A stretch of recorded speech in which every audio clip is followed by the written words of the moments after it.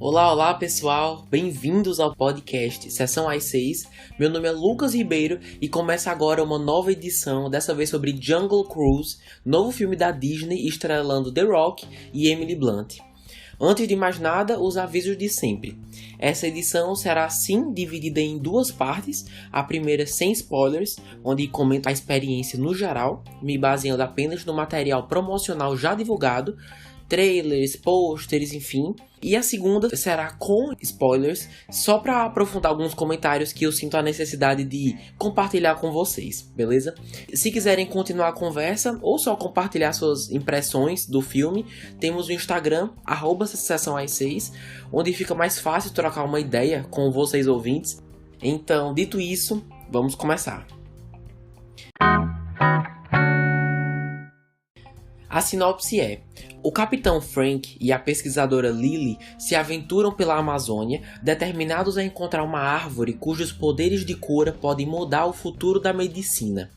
Mas os riscos aumentam ainda mais conforme os segredos da árvore se revelam e o destino de todos que está em jogo. Dirigido por Jaume Collet Serra, provavelmente pronunciei errado, mas é isso. E está disponível nos cinemas e no Disney Plus com o acesso premium, mas já falamos sobre isso. E uma curiosidade, que eu suponho que vocês já saibam. A história é baseada em uma atração do parque temático na Disney, de mesmo nome, né? Jungle Cruise, que é basicamente um passeio de barco comentado por uma guia, enfim. Inclusive, essa atração está nos parques até hoje e é inspirado também no filme dos anos 50, Uma Aventura na África. Se não me engano, esse foi um dos vários filmes que devia ter sido lançado em 2020, mas por causa da pandemia só chegou agora. E confesso que não estava super animado para assistir, nada dos trailers me parecia muito original, sendo bem sincero.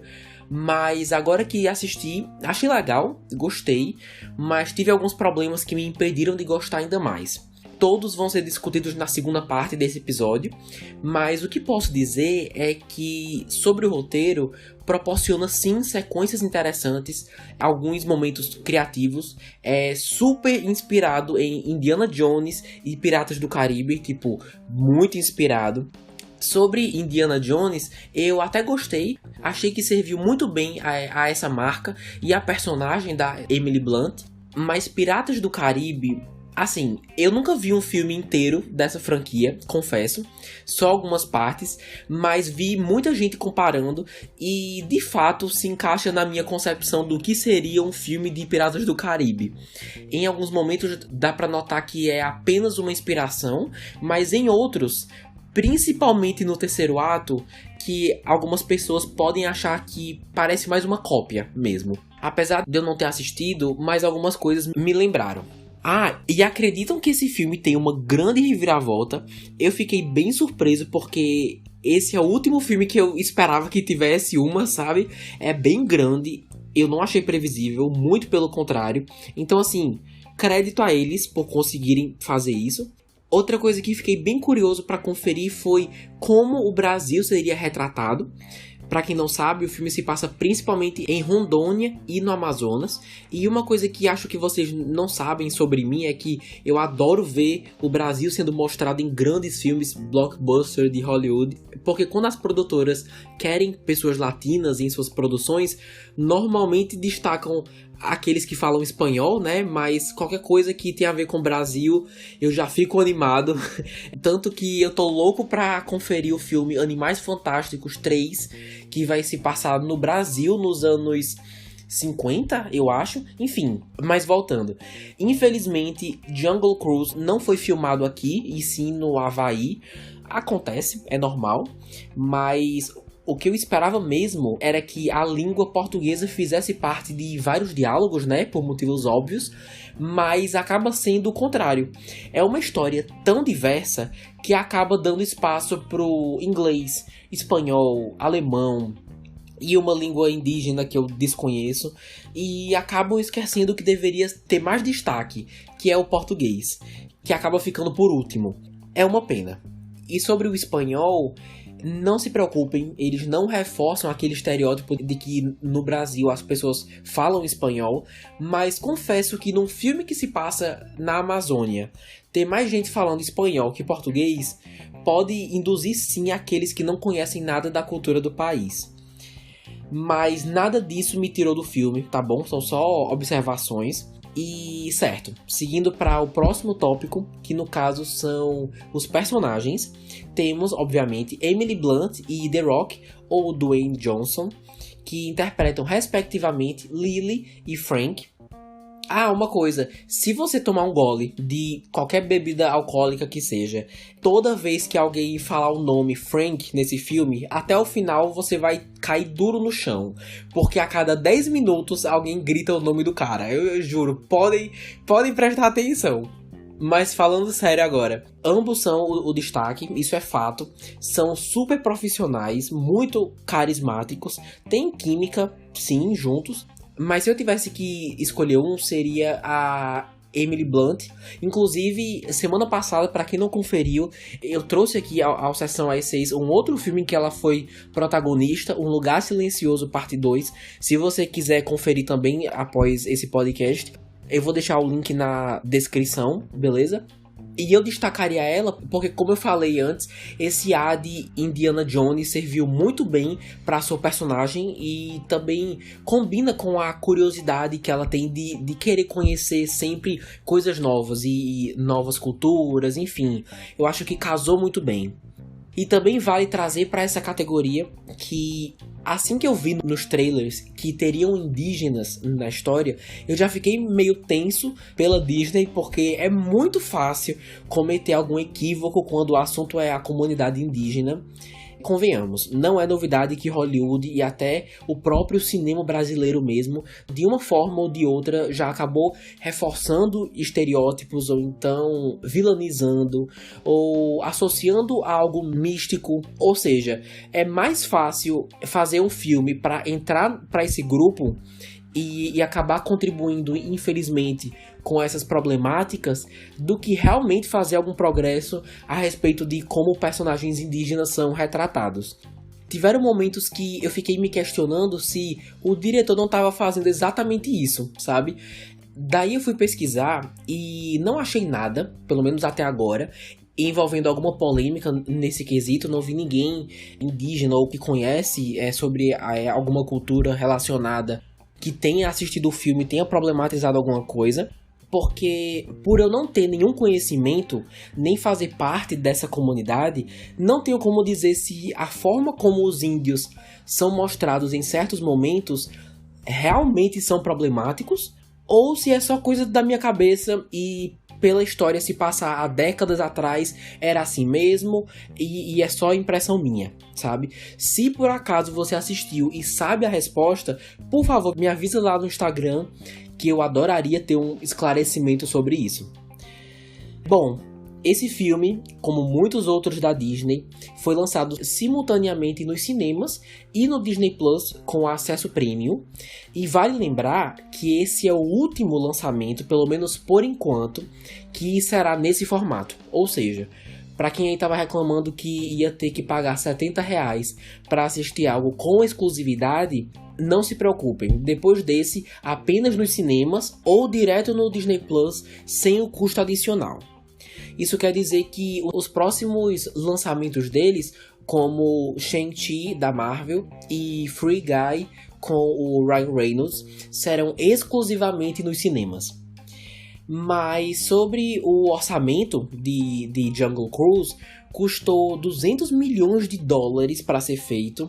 E até agora, mundialmente, e somando com o Disney Plus, arrecadou mais de $75 milhões. Isso de acordo com o site Box Office Mojo. Mas ainda dá tempo de aumentar esse valor aí.